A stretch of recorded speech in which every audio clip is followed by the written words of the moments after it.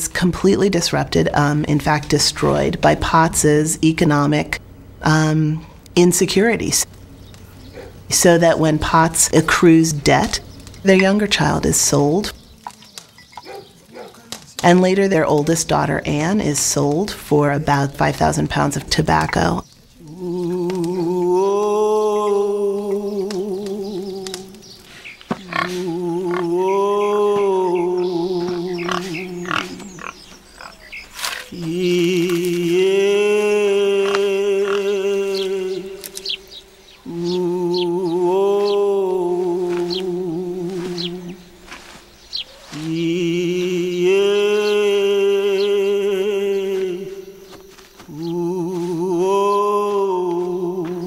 When Captain Pott died, his widow inherited a farm, farm animals, and Emanuel.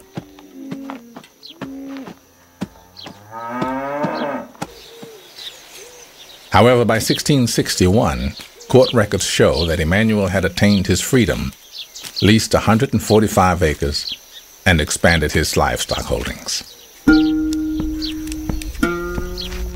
Even if you get your freedom, as a black person, your life is not going to be like that of a free white person. Emanuel Driggis gets his freedom. He leases land. He's got to pay many times what a white person would have paid to lease that land. He is not treated like your average free person. Race is really by now a factor and becoming a more and more significant factor. By 1665, Maryland and New York had legalized slavery. 3 years earlier, Virginia lawmakers decreed, "All children born in Virginia shall be held bond or free according to the condition of the mother." Even children of, say, a white master and a slave woman, it makes those children not free, it makes them slave. It makes them chattel, it makes them valuable. It makes the white father a slave owner of his own children. Black men and black women raised thousands of mulatto children as families. That love of children transcended the pain and the horror of how that child was created. Unlike some Europeans who created these children and saw their lives so meaningless and insignificant that they sold them no differently than any other slave.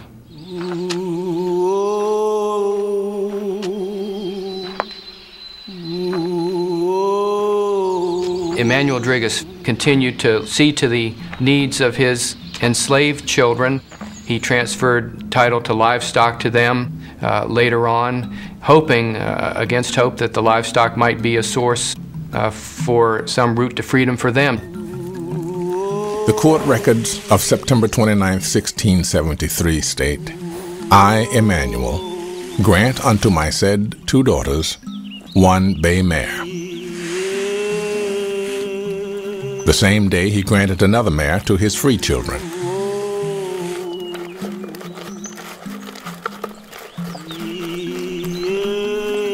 Despite his efforts, Emanuel could not free Thomas and Anne, the son and daughter sold by Captain Pott. However, because Thomas married a free black woman, his children were born free.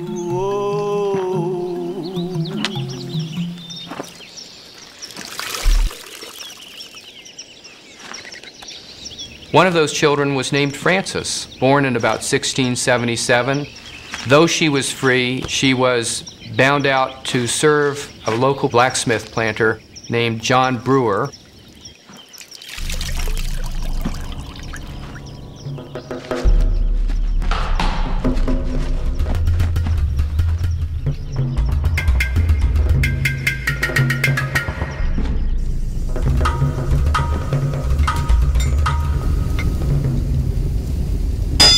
Frances entered the service of the blacksmith in 1694. Later that year, she found herself in court. charged by John Brewer with the sin of fornication. No partner was named. 17-year-old Frances was sentenced to 30 lashes.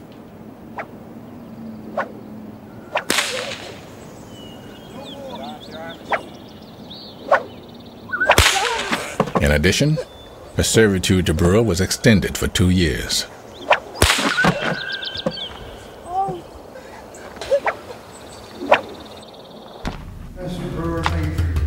Months later, Frances was back in court, this time charged with having a child out of wedlock. It becomes increasingly difficult for free blacks to make their case before a court of law. Frances Dragus accuses her master of fathering her child. Now, the court won't hear of this. They will not take the word of a black woman against that of a white man, and especially a white man who is a planter. This throws the court into an uproar. The justices decide to send the case on to a higher level. However, they do sentence her to yet another whipping.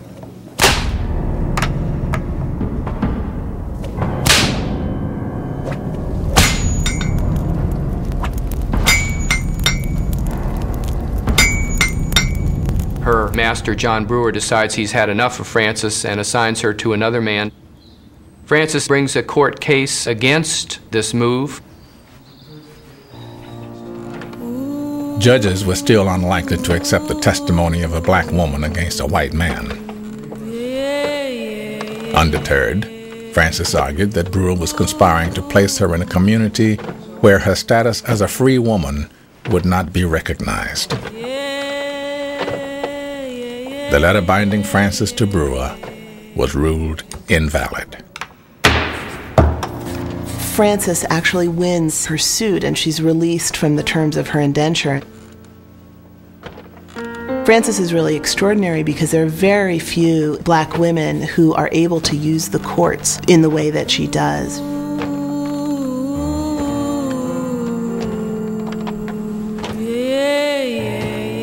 Unfortunately, her father has died, her mother is sick, and by 1700, Frances is impoverished and destitute. She reappears in the courts because, in a desperate act, she steals food to try to feed herself and her child. She decides that she'd better link up to another household again, become a servant, have some steady kind of support, so she binds over herself and her children to Isaac and Bridget Foxcroft. She promises to serve them for 10 years, and any children that she has are to serve for 25 years.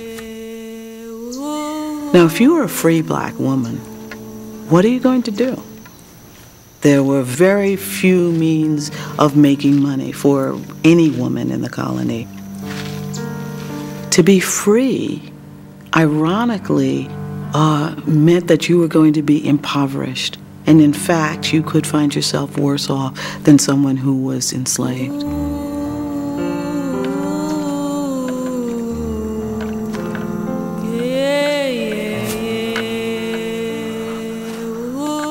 Isaac Foxcroft had promised Frances freedom upon his death. However, when he died, his widow assigned Frances and her children to another master. Again, Frances sought justice. Without a document and only her word for evidence, the court ruled against her.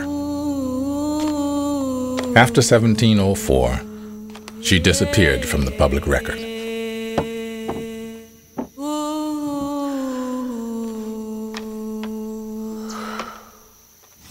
In Virginia and a number of other colonies, the Atlantic Creoles knew how to negotiate their way through this system and win gains and advantages for themselves.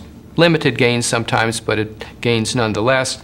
It had gone from a situation where they could do that to a situation where there was no space left to do that. The small group of elite Virginia planters have committed to the use of race slavery to expand their tobacco holdings. In 1691, they forbid free blacks from living in certain counties.